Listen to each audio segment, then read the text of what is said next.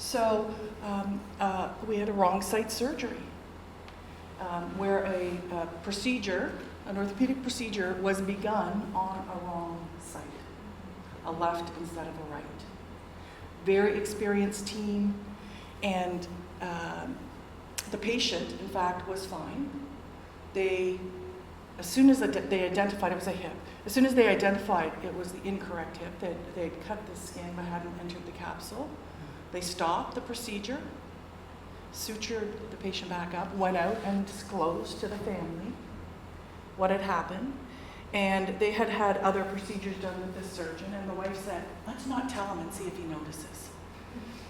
She took it with good stride. However, the physician and team were quite shaken, and he asked the wife, would you like to wait till tomorrow, have a different team come in and do the surgery, or would you like us to continue? And she said, I would like you to continue. I know you're a good team, and they did. And then they made sure that the team was okay to continue. And so they finished the surgery. And so we got a call, and we went down to do an initial debrief with the team. And the nurse and the physician were devastated. Patient went up to the surgical floor and then was released in a few days and was fine. But the team, not so much. And so our initial debrief was just to get the team together and start to just touch base what happened, but more importantly, to let them know that this is troubling for you, and let's take this as an opportunity to learn. Let's take it as an opportunity to peel back the layers and see where a routine task that we do dozens of times a day, how did it get us here? And let's do it openly, honestly, and with care so we can learn and improve our systems. So that was interesting because the team went home that day with the assurance from their director, their manager, the surgical team, and our quality team that we were going to work together to identify the solutions. But it didn't end there, right? There were sleepless nights. People came to work the next day. I don't know how this could happen to me.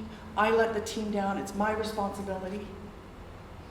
And so it was really interesting how we position this in terms of an error and how do we move forward. And a big part of that is taking them through a very systematic process. So we did. We built our timeline. We used a snap chart, identified what happened, how it happened, any of the failure or causal factors, and we identified several for this. We identified root causes for each of those causal factors. And again, there were several, and it was surprising to the team that there were these errors that occurred along the way that contributed to the incident.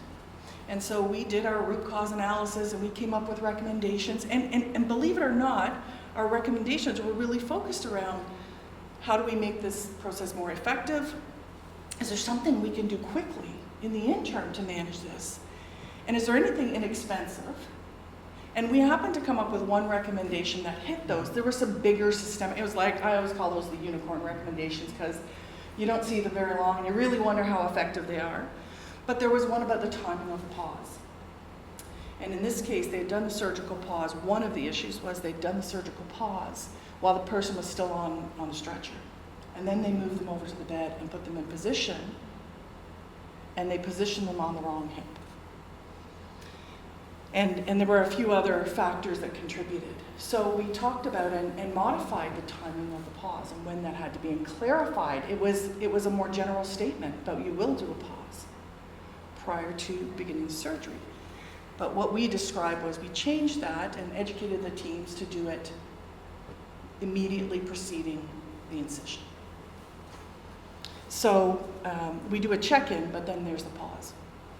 So that was certainly a great opportunity for the team to go through that, have input, have say on what will help. But there was a really interesting comment made when we were debriefing the team after the incident. And I was really thankful that the surgeon spoke up. And he's now our head of quality for the hospital. and he's always been a big advocate for quality and patient safety. And he said, I'm glad that you've done a thorough review, and you guys have identified the causal factors, and you came up with recommendations, and you've got a report, and you've got a staple in the corner, and it's all neat and tidy. He said, but I still feel like crap. I still am second guessing myself. I don't know how long I'm going to feel this way. And it really struck me because we have done, I think we've done a tremendous amount of work at being caring and compassionate as we do our investigations, as we try and support staff and pull in supports for our staff. There's a really good point. How do we heal those healers? How do we provide care and compassion for the people that are giving care? And of course, their resilience, given the atmosphere in healthcare and the volumes that we deal with and the pressures, their level of resilience can be really quite depleted if we're not doing the right things to help them start the day. So that was a wake-up call we thought we were doing pretty good and pretty leading edge, but we needed to do more. So that's a question I have for you. How do we heal? How do we get past these traumas or the emotional roller coaster we have from errors? And I'm talking about healthcare incidents, but it doesn't have to be. It can be any incident that causes a production shutdown, that causes an injury to another party, that causes contamination of a product that now is waste. It can be any of those things. So how do we get through to the other side? We talked about a couple of things. How do we move forward from that? So Ken, you mentioned you got angry after an error, but how did you get past that and become productive again? And how did you get through the disappointment? Well, it would have been a lot easier if I'd had TapRooT. Mm-hmm. Okay. But one of the things I do is knuckle down. I want to find out how it happened. If there were process problems, if it was something inherent in my way of doing work. So you're like Ken, it piqued your curiosity to dig in and find out what led me here. Because you want to eliminate it. You don't want to do that again.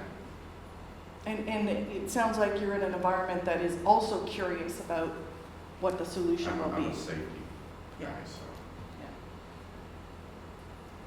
Yeah. Did anybody just bury their head? That was my first response when I'm like, it's okay, I'm not going to get alarmed by this. I'm just going to ignore it. I'm not going to pay attention. And then I realized I couldn't do that, right? So that was me. I don't wear that suit, but, right? And sometimes we do that. We don't want anybody to know that there's been an error. Now, we can't do that in healthcare. We have to disclose. And we are pretty, I won't say 100%, but we're pretty good at disclosing errors and omissions and gaps in care. And what we find is when we do that disclosure, what do you find when you disclose to patients?